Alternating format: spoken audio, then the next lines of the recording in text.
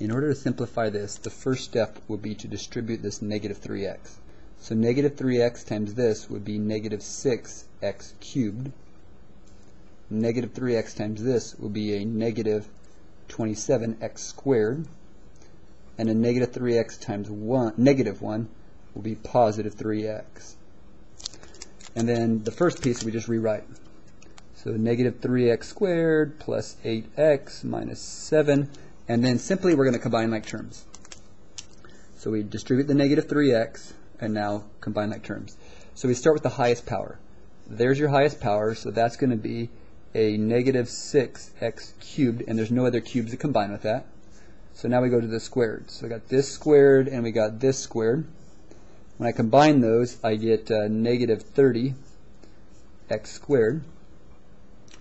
And then let's see, I'm going to do the x's, because that's next, so we go to this x, and there's another x right here. So that looks like we got positive 11x, and then the negative 7, nothing to combine with, so that's just the negative 7.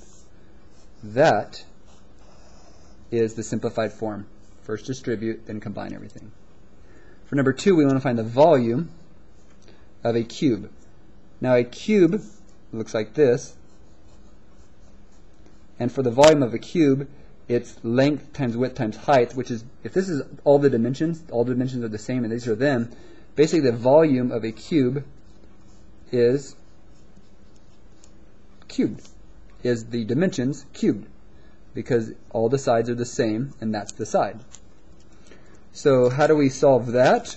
Well, what you have to realize is this is going to be 4x minus 3 times 4x minus 3 times 4x minus 3. That's what cube means. And to do this, you have to do quite a bit of foiling. So the first FOIL is this, which would be 16x squared. And then multiply this, you got 4x times negative 3 is negative 12x. And then another negative 12x would be negative 24x. And then a negative 3 times negative 3 is a positive 9. And then you have the 4x minus 3 still in front. Okay, to multiply these two, we could do a long FOIL or we could do a box. So I'm just going to do a quick little box here. And in order to do the box, let's see here, you have the 16x squared on top, the negative 24x and the positive 9. You have a 4x and a negative 3. So let's fill out this box. 4 times 16 is 64. X times x squared is x to the third. 3 times 16 is 48, but negative. And you have the x squared.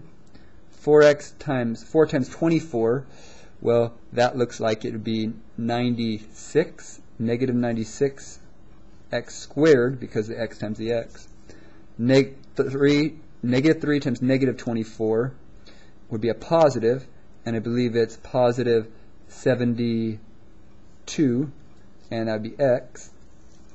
4 times 9 is 36, and there's an x. And then negative 3 times 9 will be negative 27. And then our last step is to combine the like boxes. So we have a 64x cubed. That's all by itself. These boxes combine, giving us, ooh, that's a big number. How many x squareds is that? Let's see. 8 and 9. That gives us 14. So it looks like 144 negative.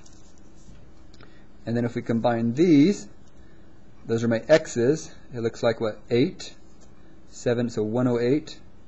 And it looks like positive, and then you have a negative 27. So that is my answer. Kind of long. So if we're cubing something, you write it 3 times, and then you got to FOIL this piece, and then FOIL again, or use the box. I kind of like the box. So, last problem. If I want to divide these two, the first step is to put the x plus 4 as my divisor, and then this is what I'm dividing. So I have 2x cubed. I don't have an x squared, so I need a 0x squared placeholder. I have a minus 3x and a plus 1. So, let's see here. What times x will give us 2x cubed? That looks like it would be 2x squared. So 2x squared times this will give you 2x cubed. 2x squared times this will give you positive 8x squared. And we're going to minus that. Now, for some of you, when you minus, that means add the opposite. So that cancels, leaving you negative 8x squared. Bring down the negative 3x. So what times x gives you negative 8x squared? Well, that would be negative 8x. So negative 8x times x will give you negative 8x squared. Negative 8x times positive 4 is negative 32x. And we're going to subtract down. Again, by subtracting down, make this a plus, change the signs. That's gone. That looks like it'd be 29x. Bring down the 1. Now, what times x will give you 29x? Well, I believe it's 29. So 29 times x will be 29x. 29 times 4, that's a big one, which is 126, I believe.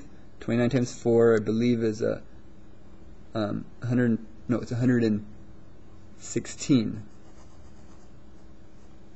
116. Okay. Now we're going to subtract down. This will become a plus, which changes these signs to negative. That cancels, leaving you negative 115.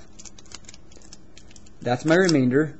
So my answer is simply 2x squared minus 8x plus 29 minus the 115 over x plus 4. That is your answer. Kind of long. This benchmark will take a little while, as you can see.